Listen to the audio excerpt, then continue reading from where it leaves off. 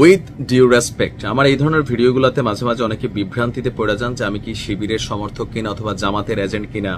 ভাই, আমার নিউজগুলা যখন যেই পক্ষে ভাল লাগে, আমার কাছে যেটা মনে হয় যে দেশের কল্যাণে রাজনৈতিক নেতাগুলা বা আপনারা যারা কর্মীগুলো আছেন, আপনাদের কিছুটা হলেও বোধোদয় হবে, আমি সেই ভাষাতেই কথা বলি। ডাকসুর রেজাল্টের পর আমি সারা বাংলাদেশে বিএনপির যারা খুবই হাই ক্লাস নেতৃত্বে আছেন তাদের অনেকের বক্তব্যগুলা যদি আপনি দেখেন, আমার কাছে মনে হয় যে তারা এখনো আসন্ন বিপদটাকে বুঝতে পারতেছেন না। কেন বুঝতে পারতেছেন না বলি, তারা বলছিলেন যে, যেমন মির্জা আব্বাস সাহেব, তিনি বলছিলেন যে জামাত বরাবর আওয়ামী লীগকে সাপোর্ট দিয়েন না ভাই, সাইড দিয়েন না বইলা তলে তলে আওয়ামী লীগের ভোট নিয়ে তারা ডাকসুতে সব ছাত্রলীগের ভোটগুলো নিছে। এটাই তো রাজনীতি মির্জা ভাই।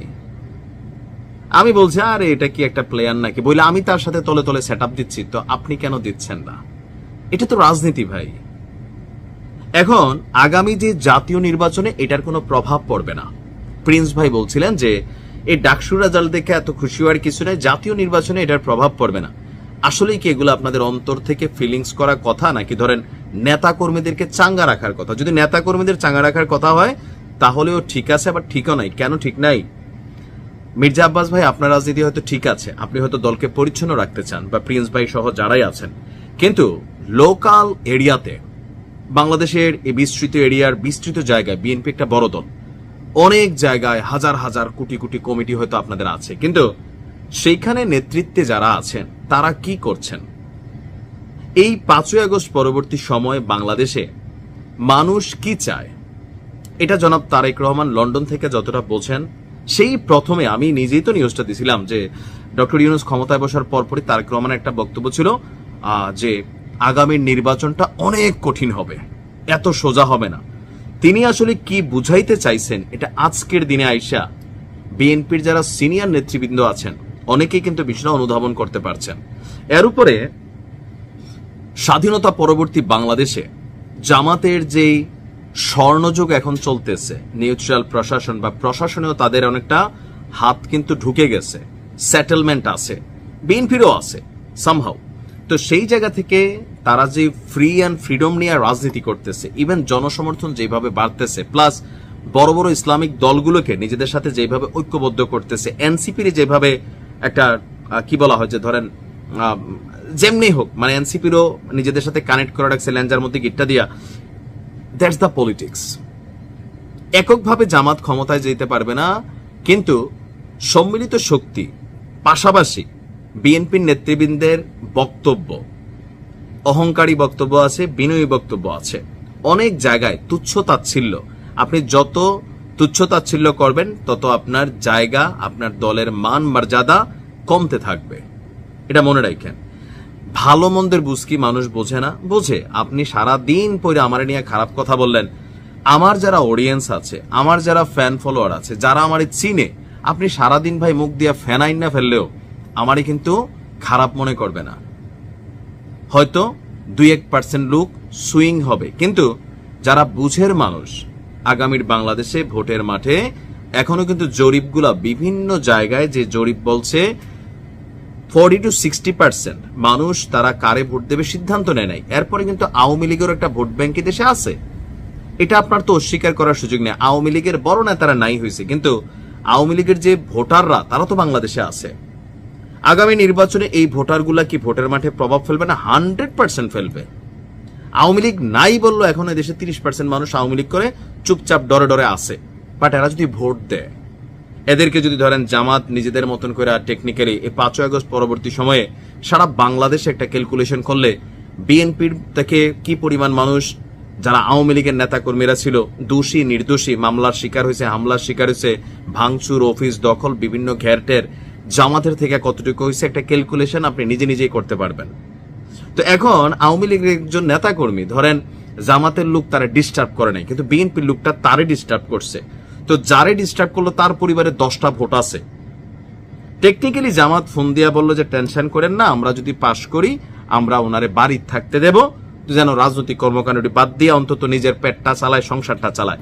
ওই পরিবারের 10টা ভোট কি জামাতের লোকটা পাইতো না? পাইবো তো ভাই। কেন পাইবো?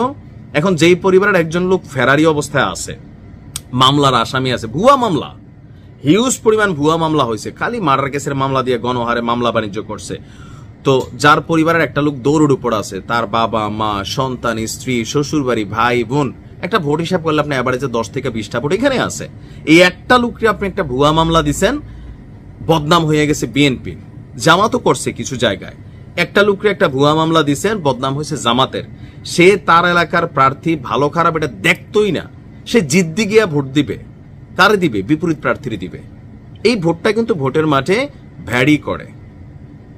আপনি এখনো সম্ভবত আসন্ন বিপদটা বুঝতেছেন না। আমার কাছে মনে হচ্ছে জামাত একটা প্রেডিকশন বদলাই দিছে টোটালি। ইভেন সারা বাংলাদেশে জামাতের আরেকটা আইকনিক অ্যাক্টিভিটিস হচ্ছে তারা প্রত্যেক এলাকায় নির্ধারিত প্রার্থী নিশ্চিত করে দিয়েছে। এমনকি তারা মুখে মুখে মাঠে মাঠে পিআর টিআর নিয়ে আলোচনা করলেও তলে তলে জামাতের নেতাকর্মীরা মাঠ পর্যায়ে কাজ করতেছে। মাঠ পর্যায়ে আপনি এরকম বড় বড় সমাবেশ দেখবেন না, কিন্তু চা দোকানে দোকানে ঘুরতেছে, রাস্তায় রাস্তায় ঘুরতেছে, খেতে পাত্রে যেয়ে ঘুরতেছে, সমিলে গিয়া ঘুরতেছে, মানে মানুষের কাছে পৌঁছাচ্ছে। একটা টিম ওয়ার্ক তৈরি হয়েছে তাদের। ইভেন সন্ত্রাসী কর্মকাণ্ড, দখল বাণিজ্য, এগুলো তো জামাত অনেক পিছিয়ে আছে। সো এগুলো একটা পজিটিভ ইফোর্ট কিন্তু অলরেডি আছে। আর বিএনপির যেটা সবচেয়ে বড় সমস্যা হবে নমিনেশন নেওয়া। এক এলাকাতে 10 নেতা, আওয়ামী লীগের ছিল না ভাই, আওয়ামী লীগের সময় আমার এলাকায় 44টা ব্যক্তি শুধু একটা সিটের এগেনস্টে দাঁড়াই গেছে। তো লোকাল ভোটগুলো তো আওয়ামী লীগেরই, কথার কথা 1000 ছিল, 44টা ভাগ হয়ে গেলে এখানে বিরোধী জন একজন প্রার্থী যখন আসছে সে জিতে গেছে। বিএনপির ক্ষেত্রে এই জিনিসটা আসবে, তারা চেইন অফ কমান্ড ফলো করবে না, বিদ্রোহী প্রার্থী হয়ে যাবে। তো বিদ্রোহী প্রার্থী হইলে এখন একটা এলাকায় ধরেন 3 জন বাঘা নেতা আছে, তো 3 জন বাঘা নেতার মধ্যে যখন ভোটগুলা ভাগ হচ্ছে তখন কি হচ্ছে, বিএনপির কিন্তু ভোট ওইগুলাই, কথার কথা 100 ভোট, তো 3টা ভাগ হলে এটা 33 হয়ে গেল। মাঝখান দিয়ে জামাতে এসে একজনে 40% ভোট লিয়ে পাশ করে ফেলবে, তার ভোট বেশি নাই, কিন্তু সে পাশ করবে কেন? ওই যে মার্কার বিপরীতে ভোট তৈরি হবে, তার নিজস্ব ভোট ব্যাংক আছে, সুইং ভোটার আছে, তারপর হচ্ছে লীগের ভোটার আছে। সো বিএনপির সামনে নির্বাচন আসার আগ পর্যন্ত খুবই অল্প সময় আছে। আমার মনে হয় নেতাদের উচিত, যারা বড় বড় দায়িত্বগুলোতে আছেন, যে কি কাজ করলে মানুষ আপনাদের পছন্দ করবে, কি কাজ করলে দলের ব্র্যান্ডিংটা পজিটিভ হবে, আরেকজন খারাপ আরেকজন বদলুক, এই কাজে সময় নষ্ট না করে আপনি আপনাই যে ভালো লোক সেইটার দিকে মনোযোগ দেন। মানুষ বিশ্বাস করেন ভালো মন্দের তারতম্য বোঝে, তারপরেও প্রত্যেকটা দলের নির্দিষ্ট কিছু ভোট ব্যাংক আছে, রিজার্ভার আছে, এটার হিসাব আলাদা। আপনাকে টার্গেট করতে হবে সুইং ভোটার কারা, তাদেরকে। তা আমার কাছে যেটা মনে হয়, জনাব তারেক রহমানের বক্তব্যগুলো আমি মাঝে মাঝে শুনি, তিনি ডিপলি যেটা কনসার্ন করেন বিপদ, আগামীতে মহা বিপদ, তার প্রত্যেকটা ভিডিওতে আছে। আপনি দেখেন, গতকালকে আমি একটা ভিডিও দিয়েছি যে তিনি কি বলছেন, যে আমরা দৌড় দিয়ে ক্ষমতায় চলে যাবো, এটা কিন্তু নাও হইতে পারে। আর একবার যদি মুখ থুবরা পরে, আমি বইলা দেই, জামাত যদি কোনো কারণে একবার ক্ষমতায় আসে, এর পরের বার জামাতই আসবে। বলে কেমনে বইলা দিলেন? জীবনে যদি জামাত একবার চান্স পায়, তারা এমন ভাবে রাষ্ট্র পরিচালনা করবে, এটা কিন্তু সত্য। এটা আমার এই কনসেপ্টটা দেখেন, অনেকের মনে মনে এটা বিশ্বাস। কেন? একবার তারা এমন কিছু কইরা দেখাবে, স্বাধীনতা পরবর্তী সময় কখনো ক্ষমতার স্বাদ পায় নাই। এই যে ডাকসুতে দেখেন, ডাকসুতে এবার এই টিমটা এত পরিমাণ কাজ করবে, এত পরিমাণ, যেন আগামীবার এদেরকে মানুষ ভোট দেয়। সিস্টেম আছে খাওয়ারও, ধৈরেই খায় না। জামাত কি ভাই দুধের দুধ তুলসী পাতা খায় না? খায়, বাট ধৈরাই খায় না। এটা আমি দেখছি, চলছি, বা এখন অনেকের সাথে পরিচয় আছে, সব দলের সাথে কানেক্টিভিটি আছে, সেখান থেকে এটা মনে হয়েছে। সো বিএনপির উচিত জাতীয় নির্বাচনকে মাথায় রেখে ভালো কাজ করা।